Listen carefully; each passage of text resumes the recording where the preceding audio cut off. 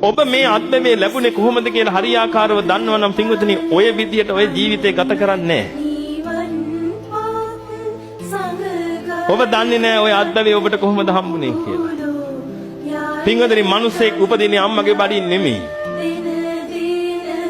ගොඩාක් මිනිස්සු හිතාගෙන ඉන්නේ මිනිස්සයා උපදින්නේ අම්මගේ බඩින් කියලා. අම්මටයි තාත්තටයි මිනිස්සෙකු උප්පද්දන්න බෑ. අම්මටයි තාත්තටයි පුළුවන් මිනිස්සෙකුට මස්ලේ කයක් අරන් දෙන්න විතරයි. ඉපදීම කියන එක පින්වතුනි තනි කරම පූර්ණ කර්මජයි. කර්ම ශක්තියට අනුව තමයි ඉපදීම කියන එක සිද්ධ වෙන්නේ. සාරිපුත්‍රයන් වහන්සේ සත්‍ය විභංග සූත්‍රයේ පෙන්눔 කළ දෙනවා පින්වතුනි මිනිස්සෙකුගේ උපත සිද්ධ වෙන හැටි. සත්වයේ උපත සිද්ධ වෙන හැටි. කතමං චාවුසෝ ජාති යා තේසං සත්තානං තම්හි තම්මි සත්තනිකායේ ජාති සංජාති ඔක්칸ති අබිනිබ්බති කන්දානම් පාතුබාවෝ ආයතනානම් පටිලාභෝ අයං උච්චතාවුසෝ ජාති ජාති සංජාති ඔක්칸ති අබිනිබ්බති කන්දානම් පාතුබාවෝ ආයතනානම් පටිලාභෝ ඔන්න ඔය ටික උනාට පස්සේ තමයි පින්වතුනි ඔබ කියන්නේ ළමයා ඉපදුනා කියලා. ඔතනට කලින් ගොඩක් ඒවා වෙලා තියෙනවා. ජාතිය කියන එක ලැබලා ඉවරයි එතකොට. ජාතිය කියන එක පින්වතුනි පූර්ණ වශයෙන්ම කර්මජව සිද්ධ වෙන්නේ. එහෙනම් කර්මජව ඔබ ඔය කය ලැබුවට පස්සේ ඔබට කයවල් තියෙනවා 4ක්.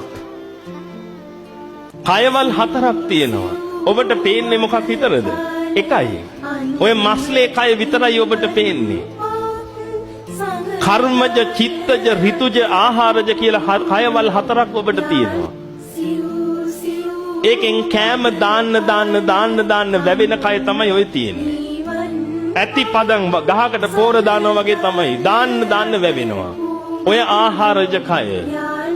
මුලින්ම ඇති උනේ කර්මජ කය. ඒ කර්මජ කයයි චිත්තජ කයයි ඍතුජ කයයි කියන තුනත් එක්ක සියුම් වූ ආහාරජ කයක් ඉපදිලා පින්වතුනි සංජාතිකය කියන ගන්ධබ්බය මේ ලෝකෙ උපදිනවා.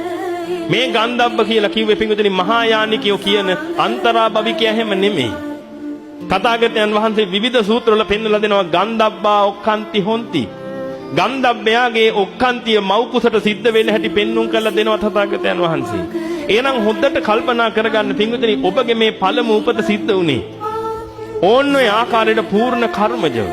ඔබ සංසාරේ කරගත්ත අනන්ත පුණ්‍ය ශක්තියක් ඇදිලා ඇවිදිලා. ඔබ මනුස්ස ගන්ධබ්බෙක් වුණා. පින්වතුනි මනුස්ස ගන්ධබ්බය කියන කෙනා ගන්ධබ්බ කියලා කියන්නේ ගන්ධෙහි එල්බගෙන ඉන්න නිසා. සංසාරයේ තිස්සේ සිල්වත් ගතිගුණ වලින් හිටියනම් ආන්නේ කෙනා පින්වතුනි සීල සුගන්ධයේ එල්බගෙන ඉන්න නිසා ඒ ඉපදිච්ච ගන්ධබ්බයට මල් වල සුවඳ, ගෙඩි වල සුවඳ, පොතු වල සුවඳ, මුල් වල සුවඳ ආග්‍රහණය කරගෙන ඉන්න පුළුවන්. දුස්සීල දුර්ගන්ධේ නම් පැතිරෙන්නේ පින්වතුනි සංසාරයක් තිස්සේ. මේ ඉපදෙන ගන්ධබ්බය දුස්සීල දුර්ගන්ධය නිසා ඒකට කෙල සොටු සෙම සරව මුත්‍ර මල ආදී වශයෙන් දේවල් වලින් පිට වෙන ගන්ධය විතරයි ආග්‍රහණයට එන්නේ.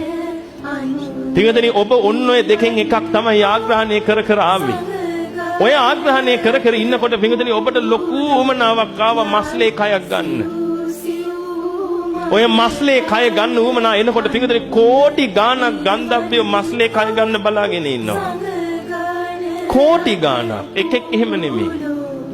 මේ කෝටි ගාණක් ගන්ධබ්බය මස්ලේ කය ගන්න බලාගෙන කාන්තාවක් පුරුෂෙක් එක්ක එකතු වෙන වෙලාවේ පින්වතුනි ගන්ධබ්බය ලක්ෂ ගාණක් මහා බලාපොරොත්තුවක් තියාගෙන එතනට එනවා. හැබැයි chance එක තියෙන එක්කෙනෙකුට විතරයි. පින්වතුනි ඔබ මේ මස්ලේ කය ඕනේ කමට කර්ම ශක්තිය ගැළපෙන හැම තැනකටම ගියා.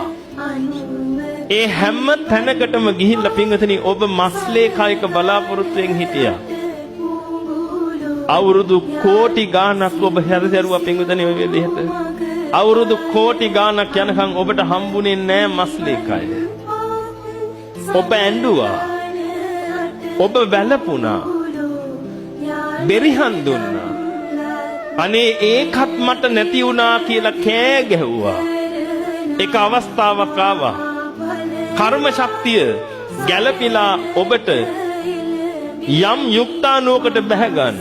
ඒ බැහැගත් මොහොතේම පින්වතුනි ඒ කර්ම ශක්තියේ විපරීතකම නිසා ඔබට ආ එළියට යන්න වුණා. නිගමන ඉතල බලන්න සමස්ත ලංකා තරඟයක් තිබිලා. ඒ තරඟෙට ඔබ මහා අමාරුවෙන් පුහුණු වෙලා ඔක්කොම කළා තරඟ කළා. විනිශ්චය දෙන වෙලාවේදී නිවේදකයා කියනවා මේ තරඟයේ ප්‍රථම ස්ථානය ඔබට හිමි කියලා. කොහොමද එන්න ප්‍රීතිය? ඔබ උඩ පයින්නවා කෑ ගහනවා. කෑ ගහලා ඔල්වරසන් දෙන ඔබගේ පිරිසත් එක්ක එකතු වෙලා.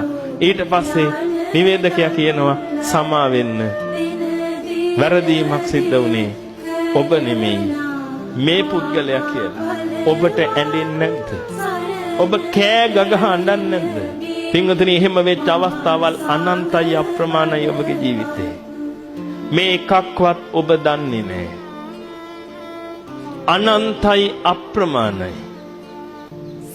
දවසක් මහා කාශ්‍යප මහරහතන් වහන්සේ සත්වයාගේ චුති උප්පත්ති බල ඉන්නකොට ඉරිදීන් තථාගතයන් වහන්සේ ආලෝක ධාරාවක් නිකුත් කළා. කාශ්‍යප මහරහතන් වහන්සේට කියනවලු කාශ්‍යපය ඔය ඔබ කරන එකෙන් ඔබ වෙහෙසටපත් වෙනවා විතරයි. බුදු කෙනෙකුට විතරයි ඔය කියන එක බලන්න පුළුවන් හරියට.